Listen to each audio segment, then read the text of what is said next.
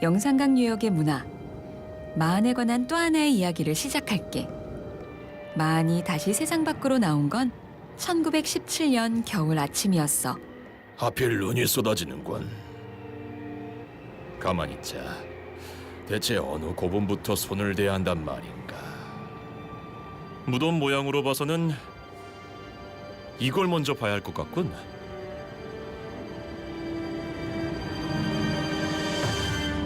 그래, 무덤 앞과 뒤가 다른 걸 보니 우리 일본 무덤과 제일 유사해 보이는군. 받으러 가기 전에 사진부터 찍어둬야겠어.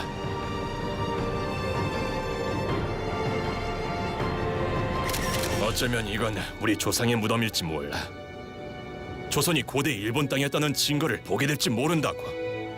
동경제국대학교 사학과를 졸업한 야스이 세이치와 측량기사 오가와 게이키치, 화가 오바 스네기치. 그들은 왜 이 엄동설안에 마한의 무덤을 조사하려 했을까? 총독부 소속 고적조사 사업 조사원들이 왜 나주까지 온 것일까? 반남면 고분군을 고적조사 사업을 실제로 기획하고 실천한 사람은 야스이 세이스였습니다. 1909년부터 야스이 세이스가 고대 일본과 한국의 어떤 관계를 설명할 수 있는 자료를 찾으려고 애를 많이 썼습니다. 신공항후 사만정벌설 혹은 임나 일본부설과 관련된 자료를 찾기 위해서 김해, 함안, 경주 등등을 다 조사했습니다마는 실패했어요. 낙담을 합니다. 그런 차에 들려온 마한 지역, 즉 나주에 대원관이 있다. 이런 것들은 정말 빅뉴스였겠죠. 1917년 야스이 세이치가 발굴한 반남 고분의 모습은 지금도 국립중앙박물관의 건판으로 보관되어 있어. 놀랍군. 왜 조선 사람조차도 관심을 갖지 않았던 마한의 옛 무덤을 파헤친 거지?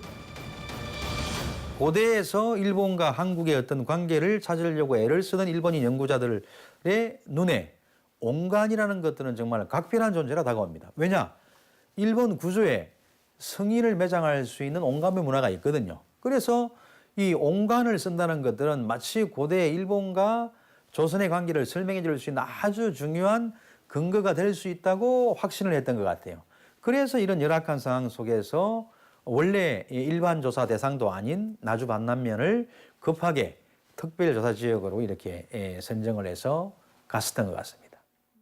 나주 반남면 신촌리의 동산처럼 있던 고분에서 야스이 세이치는 일본의 역사를 찾으려고 했어. 마음이 급한 그는 1917년 12월 19일 고분의 외형을 실측하고 그 다음 날 발굴을 시작했지. 조선 땅이 고대 일본 제국의 소유였다는 증거를 찾아내겠다는 열망 때문에 무리수를 둔 발굴을 시작한 거야. 아니, 대체 이게 뭐야? 온관들이 엄청나군. 토기들도 대단해. 그런데 야스이상, 저건 금관이 아닙니까? 스바라시! 금동 신발에 칼과 창까지! 아니 대체 이건 누구의 무덤이지? 하지만 결론은 야스이가 기대했던 것과는 달랐던 거지. 고대 외인의 무덤이 아니라 자취를 감췄던 마한 문명의 유물이 식민시대의 어둠 속에 모습을 드러냈어. 반남면 고분군을 조사하고 야스이는 놀랍니다. 왜? 외인의 무덤이라고 설명하고 그 다음에 외국 시대라고 설정한 만큼 야스이가 격동했었던 엄청난 발굴이었거든요. 그렇다면 일제가 발굴한 이 고분의 주인은 정확히 누구였을까? 내가 바로 이 땅의 주인이라고 선언하듯 당당하게 실체를 드러낸 유물들. 처음엔 다들 백제나 신라의 유물로 추정을 했지. 하지만 신촌리 고분에서 나온 유물들은 우리가 알고 있었던 어떤 나라의 것도 아니었어. 이 멋진 신발의 주인공은 아주 오랜 시간 동안 영산강 유역에서 살았던 새로운 세력의 수장이었지. 맞아.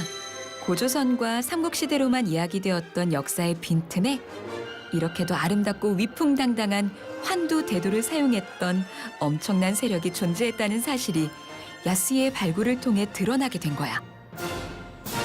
다른 어느 쪽에서 볼 수 없는 이런 대형 옹관묘라고 하는 흙무덤 안에 일반 피지배층의 민중이 아니라 일정 지역을 통치했던 통치자들의 무덤이라고 생각되는 그런 위세품이 출토되기 때문에 이게 하나의 특색 있는 문명을 가지고 있으면서도 또 나름대로 독자적인 통치 권력을 상징하는 그러한 자료라고 생각이 되었기 때문에 그때까지 역사 기록에서 주목되지 않았던 영산강 유역의 마한문화에 대해서 관심을 갖게 된 것이죠.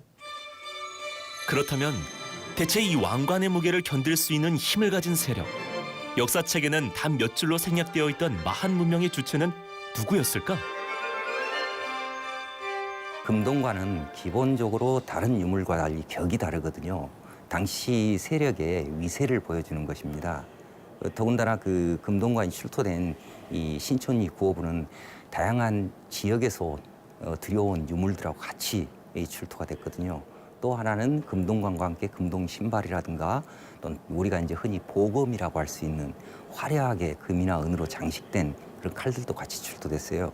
그래서 이 금동관이 가지고 있는 위상은 일반적인 다른 무덤과 다르다라는 것이고 아마도 그것은 이 지역을 전체적으로 통치했던 관할했던 그런 고대 지배 세력의 최고 수장의 무덤이다라는 것을 증빙해주는 유물입니다.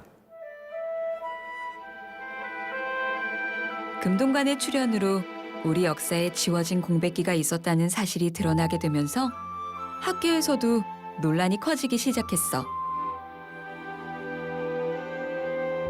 영산강 유역은 백제가 아닌 다른 문명이 존재했다는 사실. 고조선의 문명을 잇고 백제의 영향권 아래서도 엄존한 세력이 존재했다는 사실은 그동안의 역사를 뒤집는 놀라운 사건이었으니까. 문서 기록이 없어 다가서지 못했던 마한 문명을 유물이 보여주고 나선 셈이로군.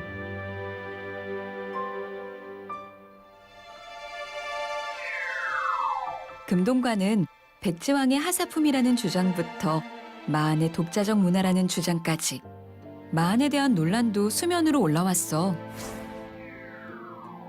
분분한 논란 끝에 1997년 금동관은 국보 295호로 지정을 받지. 이 금동관은 우리 그 한반도 안에서 나온 다양한 금동관 가운데 보기 드물게 그 완벽한 형태를 갖추고 있고요. 또 늦은 시기에 만들어진 내관, 외관 일체형 금동관과는 다르게 내관과 외관이 분리되어 있는 특별한 구조를 갖고 있기 때문에 역사적인 고고학적인 가치가 특별하다고 인정됐던 그 결과였을 것이라고 생각을 합니다. 6세기의 마한 금동관이 21세기의 트럭을 타고 이동하는 진풍경이 2013년에 벌어지지. 맞아.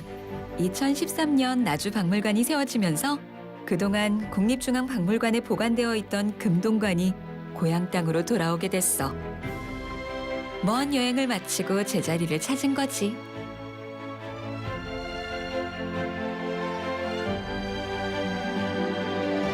영산강 유역에 오랫동안 마한 문화가 강인하게 정체성을 가지고 유지되어 있었습니다.